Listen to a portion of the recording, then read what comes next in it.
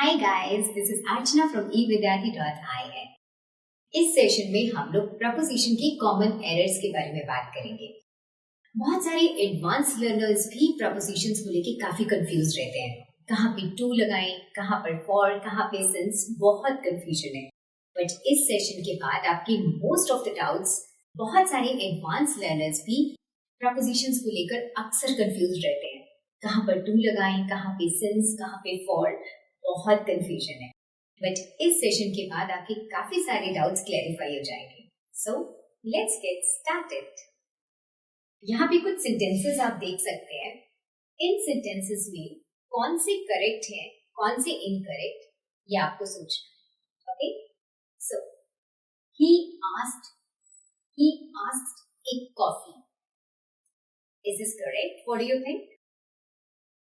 This is incorrect. Okay, why?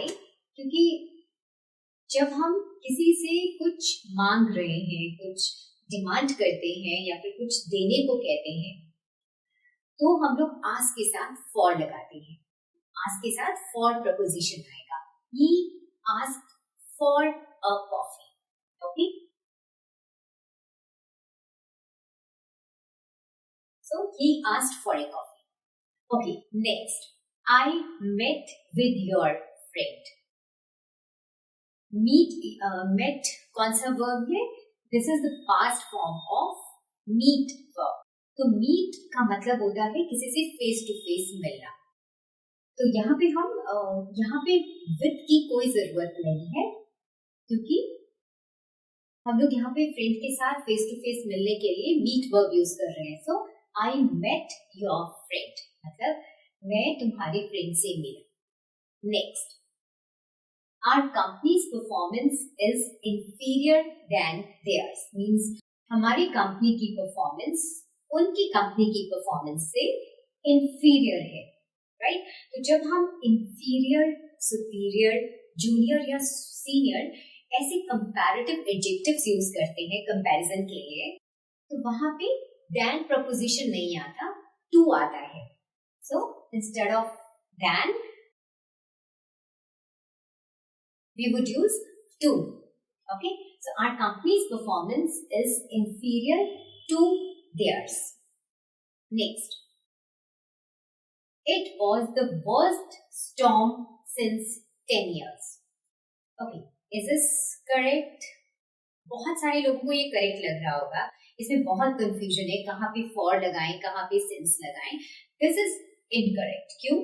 Because for हम लोग since कहाँ यूज करते हैं? जब हम एक किसी पास्ट में एक पर्टिकुलर टाइम से लेकर अभी तक अगर कुछ कंटिन्यू हो रहा है या कोई एक्शन हो रहा है, तो हम लोग वहां पे सिंस लगाते हैं। जैसे कि she has been ill since January, मतलब एक गर्ल की बात कर रहे हैं कि वो जनवरी से लेकर अब तक बीमार है, तो वहां पे हम सिंस यूज करते हैं। बट यहाँ पे हमें पर्टिकुलर टाइम पीरियड की ड्यूरेशन की बात कर रहे हैं, 10 years का ड्यूरेशन, तो यहाँ पे हम लोग फॉर यूज करें।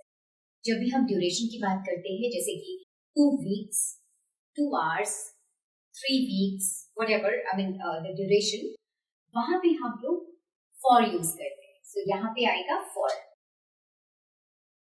instead of since use for. So it was the worst storm for 10 years.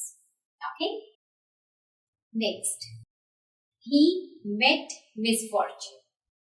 यहाँ पे मीट का this is the past form of meat verb, जो हमने अभी ऊपर भी पढ़ा था। यहाँ पे इसका दूसरा यूसेज है। यहाँ पे हम लोग बता रहे हैं कि इस पर्सन ने कुछ एक्सपीरियंस किया। क्या? मिसफॉर्चून मीन्स दुर्भाग्य। तो उसके साथ कोई दुर्घटना घटी या कुछ बुरा हुआ।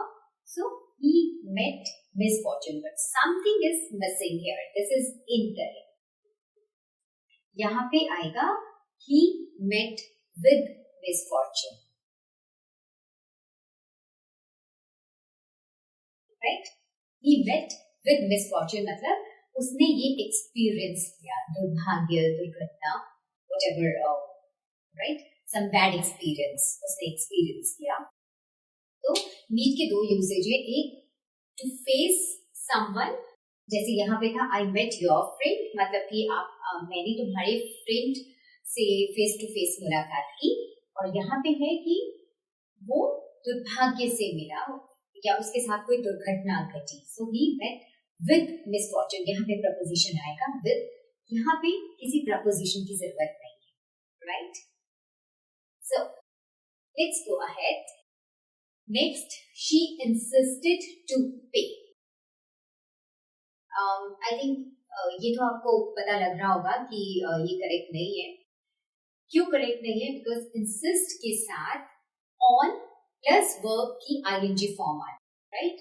सो टू नहीं आएगा यहाँ पे, यहाँ आएगा she insisted on paying, right? She insisted on paying. This is incorrect. Okay?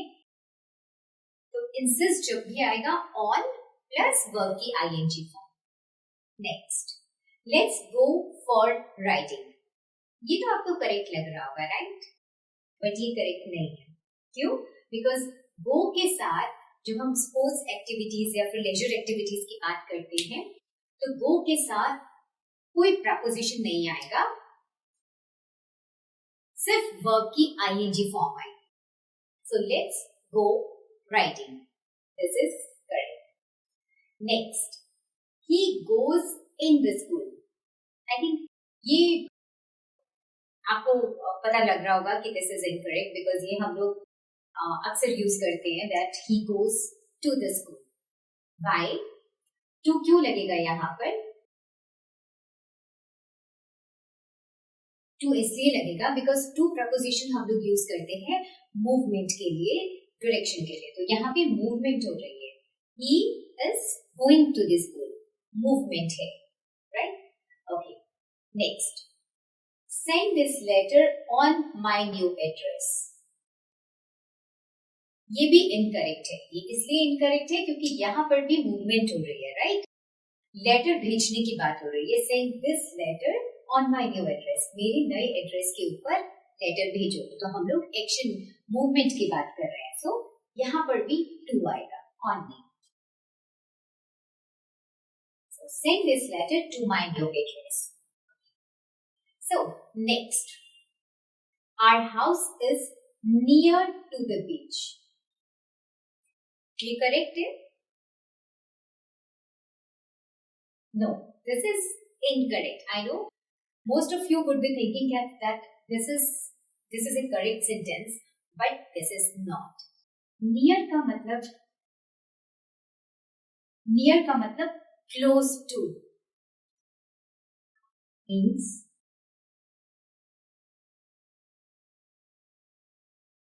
near का मतलब close to, तो to इसी के अंदर है। You don't need to use any preposition। जब आप near use कर रहे हैं तो our house is near the beach, क्योंकि near का मतलब ही है close to। Okay, I hope this was clear. अगर आपको अभी भी डाउट्स है तो प्लीज हमें कमेंट बॉक्स में लिखकर भेजिए, we'll clarify all your doubts. So see you in the next session. Till then, goodbye.